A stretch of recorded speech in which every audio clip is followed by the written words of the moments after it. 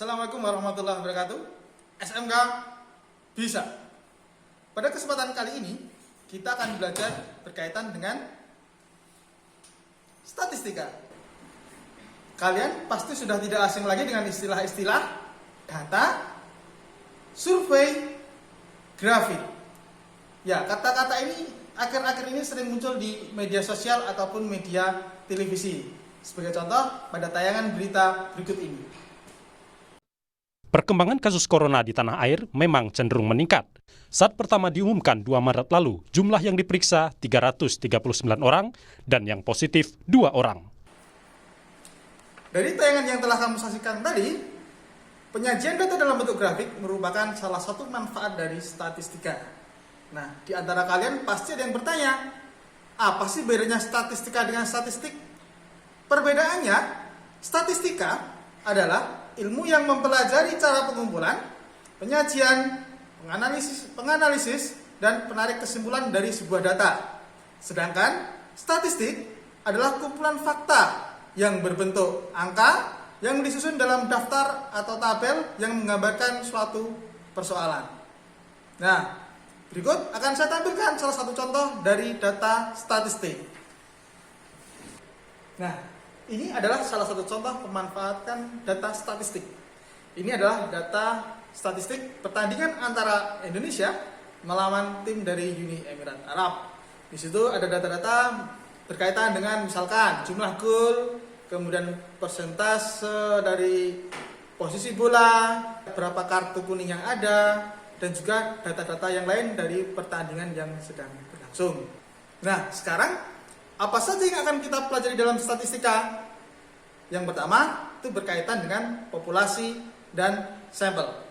Populasi adalah semua objek yang akan diteliti. Sedangkan sampel adalah bagian dari populasi yang akan dijadikan objek penelitian. Secara mudahnya, bahwa sampel itu adalah bagian dari populasi. Sekarang perhatikan contoh berikut. Kalau kamu perhatikan, di sini ada seorang pedagang yang sedang mengambil beras dalam sebuah karung beras. Dia sedang melihat beras tersebut baik atau tidak. Untuk melihat kualitas beras, tidak perlu pedagang tersebut menuang semua beras di dalam karung, tetapi cukup mengambil sejumput beras. Sejumput beras yang diambil itu adalah salah satu contoh dari sampel. Sedangkan beras dalam satu karung itu adalah populasi. Oke, saya berikan contoh lagi. Nah, contoh ini adalah seseorang atau peneliti yang ingin meneliti kualitas air di suatu sungai. Untuk meneliti kualitas air, seorang peneliti tidak perlu membawa semua air sungai ke dalam laboratorium. Tetapi dia cukup membawa sedikit saja air sungai untuk diteliti.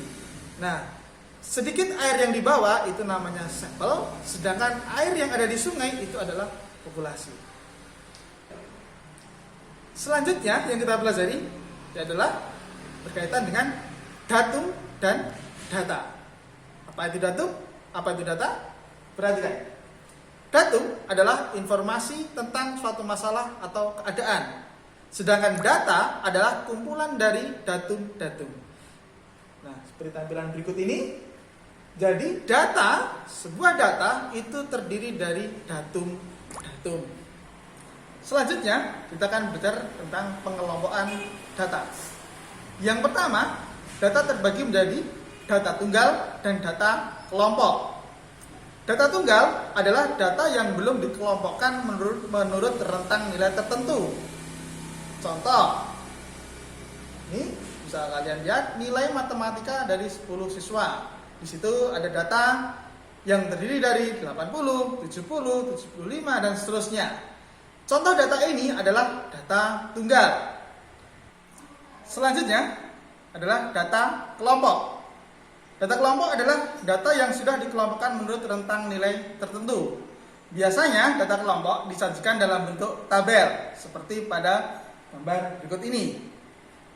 Ada rentang nilai, kemudian ada frekuensi. Pengelompokan data yang kedua itu adalah data dikelompokkan dalam bentuk data kuantitatif dan data kualitatif. Data kuantitatif adalah data yang berupa bilangan.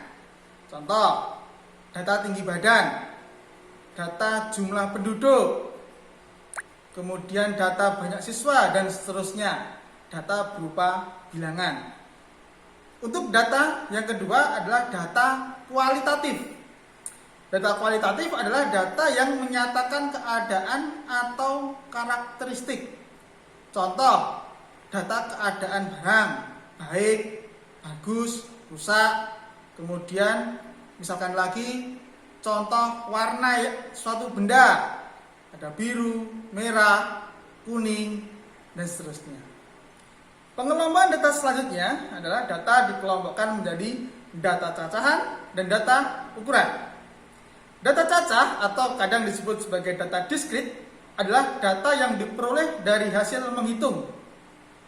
Contoh, data jumlah penduduk, data penjualan sepeda motor, data jumlah siswa, dan lain-lain.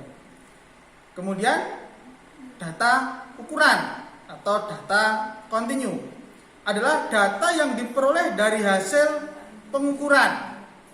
Contoh, tinggi badan, jarak rumah ke sekolah, dan sebagainya. Untuk membedakan antara data cacah dengan data kelompok, untuk data cacah adalah biasanya selalu bulat. 3, 10, 100, tidak ada pecahan. Tetapi kalau data ukuran itu biasanya memiliki nilai desimal. Kalaupun data ukuran bilangannya bulat, itu biasanya adalah hasil dari pembulatan ukuran tersebut. Nah, itu tadi adalah pengertian dasar dalam kita mempelajari statistika. Selanjutnya, melalui lembar kerja peserta didik, kita akan mempelajari bagaimana penyajian data dalam statistika. Saya kira hanya ini. Terima kasih atas perhatiannya. Semoga bermanfaat. Assalamualaikum warahmatullahi wabarakatuh.